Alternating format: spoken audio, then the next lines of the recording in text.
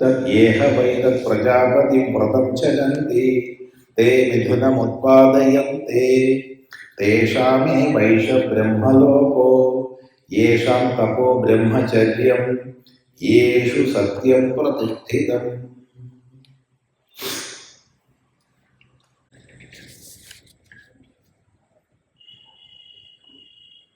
ഇത് സാമാന്യ ശബ്ദമാണെന്ന് ആരെങ്കിലും ധരിക്കുകയാണെങ്കിൽ അല്ല, പരമമായ ബ്രഹ്മത്തെക്കുറിച്ച്, പരമമായ ബ്രഹ്മലോകത്തെക്കുറിച്ച് പറയാം.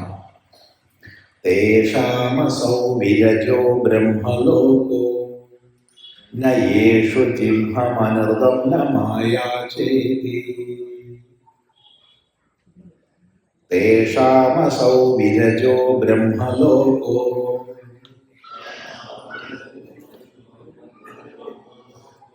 ന യേഷു ചിഹ്നമനൃതം ന മായാചേതി.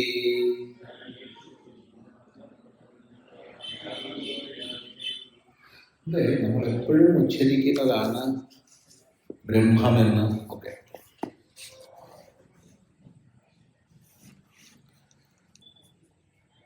സാധാരണ സംസ്കൃത ഭാഷ അക്ഷരബദ്ധമാണ്. വർണ്ണങ്ങളെ കൊണ്ട് അക്ഷരം, അക്ഷരങ്ങളെ കൊണ്ട് പദം, പദങ്ങൾ ഉപയോഗിച്ച് വാക്യങ്ങൾ, വാക്യങ്ങളിലൂടെ നമ്മൾ സംസാരിക്കുന്നു. അതാണ് ഭാഷ. ഈ വർണ്ണാക്ഷര ഭേദം ഇംഗ്ലീഷിലൊന്നുമില്ല. നമ്മൾ ഫോണറ്റിക്സ് പഠിക്കുമ്പോഴും മനസ്സിലാവും വർണ്ണാക്ഷര ഭേദം അത്ര ഇല്ല. അപ്പൊ അതിൽ എഴുതുന്നത് പോലെ വായിക്കുക എന്നുള്ളതാണ് സംസ്കൃതത്തിൻ്റെ ഒരു സ്വഭാവം. എന്താണോ എഴുതുന്നത് അത് തന്നെ വായിക്കുക. അങ്ങനെയല്ലേ? എഴുതുന്നത് എന്താണോ അത് തന്നെയാണ് വായിക്കുക സംസ്കൃതത്തിൽ. മലയാളത്തിലും അങ്ങനെ തന്നെയാണ്, എഴുതുന്നതാണ് വായിക്കുക. എല്ലാ ഭാഷയും അങ്ങനെയല്ലേ എന്ന് ചോദിക്കും. അല്ല, എല്ലാ ഭാഷയിലും അങ്ങനെയല്ല. ഇംഗ്ലീഷ് അങ്ങനെയാണോ? അല്ല. എക്ക് ചില സ്ഥലത്ത് ആ ഉച്ചാരണം വേണം, ചില സ്ഥലത്ത് എ ഉച്ചാരണം വേണം. സിക്ക് ചില സ്ഥലത്ത് സി, ചില സ്ഥലത്ത് ച, ചില സ്ഥലത്ത് ക, പല ഉച്ചാരണങ്ങളുണ്ട്. അത് തുടർന്ന് വരുന്നതിനനുസരിച്ചും പ്രയോഗം അനുസരിച്ചൊക്കെ മാറും. ഫോണറ്റിക്സിലേക്ക് നമ്മൾ പോകുന്നില്ല, അവിടെ നടക്കട്ടെ.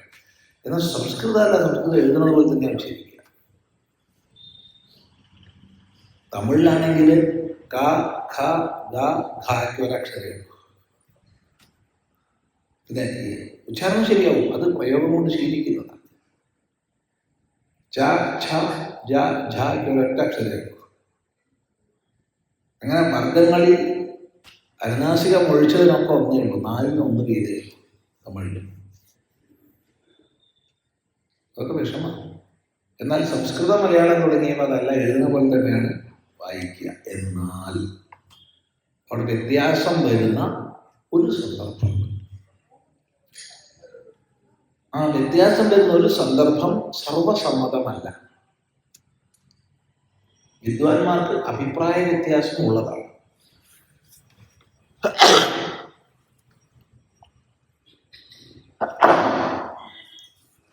വിദ്വാൻമാർക്ക് അഭിപ്രായ വ്യത്യാസം ഉള്ളതാണ്.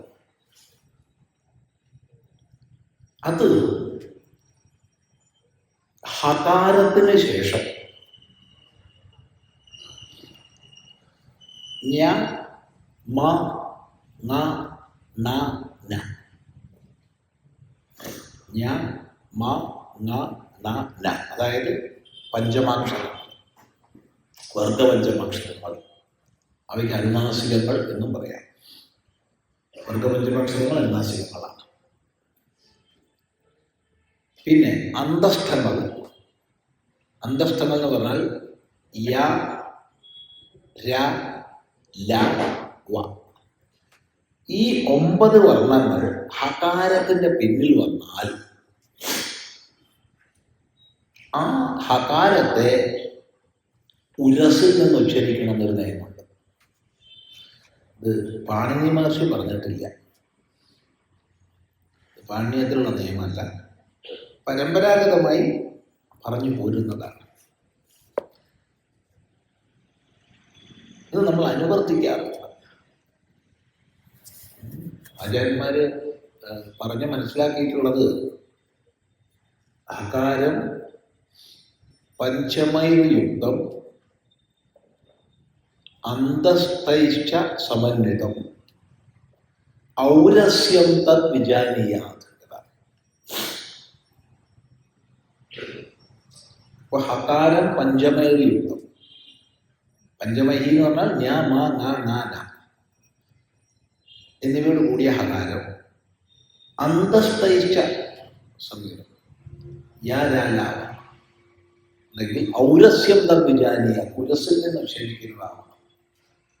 അങ്ങനെയാണ് നമ്മൾ ബ്രഹ്മ ബ്രാഹ്മാന്ന് എഴുതും. പറയുമ്പോഴോ ബ്രഹ്മ എന്ന് പറഞ്ഞാൽ ഔരസ്യാവില്ല. ബ്രഹ്മ ബ്രഹ്മ എഴുതുക ഹീമ, ഉച്ചരിക്കുക മഹ.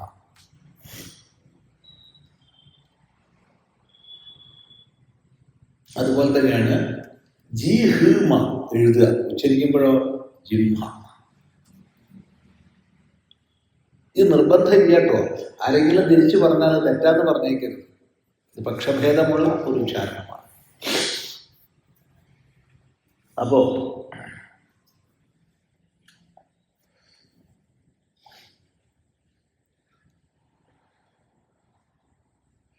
തേഷാമസൗ വിരജോ ബ്രഹ്മലോക, അവർക്കുള്ളതാണ് ഒരു മാലിന്യവുമില്ലാത്ത ശുദ്ധമായ ബ്രഹ്മലോകം. ശുദ്ധമായ ബ്രഹ്മലോകം അവർക്കുള്ളതാണ്. ആർക്ക്? യേശു, യാവരിൽ ന ജിംഹ, ആരിൽ? ജിംഹം എന്നാൽ കുടിലത. കുടിലതയില്ലയോ?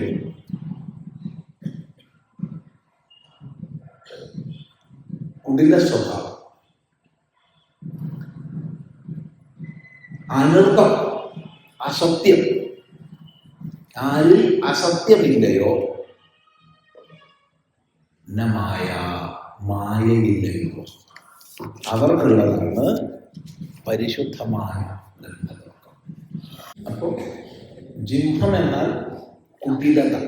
കുടിലത ഒരു വളർന്ന സ്വഭാവമുള്ള ചിലത് അങ്ങനെയാണ്. എന്തെങ്കിലും ഒന്ന് മനസ്സിൽ കുടിലമായിട്ട് വെച്ചിട്ടാണ് പെരുമാറുക. വാക്കുകൾക്ക് തന്നെ ഒരു കൗടില്യം ഉണ്ടാവും. ഒരു ഉടക്ക് എവിടെയും വയ്ക്കും.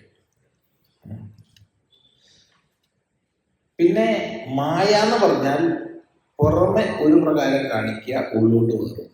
ഇത് രണ്ടും അടുത്തടുത്തതാണ്. ജിംഹവും മായയൊക്കെ അടുത്തടുത്താണ്. മായാപ്രയോഗം വെച്ചാൽ പുറത്തൊരു ജാതി കാണിക്കും, ഉള്ളോട്ട് വേറെയായിരിക്കും. പുറത്ത് വലിയ സ്നേഹം കാണിക്കും, ഉള്ളോട്ട് ചതിക്കാനായിരിക്കും. അങ്ങനെ ചിലതുണ്ട്. പിന്നെ അസത്യം, അസത്യമേ പറയുള്ളൂ. തെക്കോട്ട് പോകാൻ വണ്ടി കാത്തു നിൽക്കുകയാണെങ്കിൽ എങ്ങോട്ടാ പോകണമെന്ന് ചോദിച്ചാൽ ഞാൻ വടക്കോട്ടാ പോകും. കഷ്ടകാലത്തിന് തെക്കോട്ട് പോകണ വണ്ടിയിൽ ഒന്നിച്ചു കണ്ടു. അപ്പോഴോ എനിക്ക് വടക്കോട്ട് പോകേണ്ടതായിരുന്നു, പക്ഷെ ഒരു അത്യാവശ്യ ഒരു കാര്യത്തിന് ഞാൻ ഇവിടെ പോയിട്ട് പോകാൻ തീരുമാനിച്ചു. ഒരു ആവശ്യമില്ല. ഇത് അസത്യം. അസത്യം ഒരു സ്വഭാവമാണ്, ഒരു ഗുണമാണ് അസത്യം. അവർക്ക് അസത്യമേ പറയാൻ പറ്റും. അതുപോലെ കൗടില്യം എന്നുള്ളത് ഒരു സ്വഭാവമാണ്. അതുപോലെ തന്നെ മായ, എന്തെല്ലാമോ ആയിട്ട് പുറമെ നടിക്കും, പുറമെ കാണിക്കും, പക്ഷെ ഉള്ളോട്ട് പറയായിരിക്കും. ഇതൊക്കെ ലോകത്ത് നോക്കിക്കഴിഞ്ഞാൽ നമുക്ക് ധാരാളം ഇത്തരം ജാടകൾ കാണാം. എന്നാൽ ഇതുള്ളവർക്കാർക്കും ശുദ്ധമായ ബ്രഹ്മലോകം പ്രാപിക്കാൻ കഴിയില്ല. പിന്നെ ആർക്കുള്ളതാണ്? ആര് സത്യം പ്രതിഷ്ഠിതമാണോ, ആര് ജീവിതത്തിൽ തപസ്സും ബ്രഹ്മചര്യവും അനുഷ്ഠിക്കുന്നുണ്ടോ അവർക്ക് മാത്രമുള്ളതാണ് ബ്രഹ്മലോകം എന്നും പറഞ്ഞ് ഇതി ഇപ്രകാരം എന്ന് പറഞ്ഞുകൊണ്ട് നിർത്തി. അപ്പൊ ഇതി പറഞ്ഞ് നിർത്തിയപ്പോ ഇനിയിപ്പോൾ അടുത്ത ആൾ വന്ന് ചോദിക്കും. അതാണ് രണ്ടാമത്തെ പ്രശ്നം ആരംഭിക്കുന്നത്.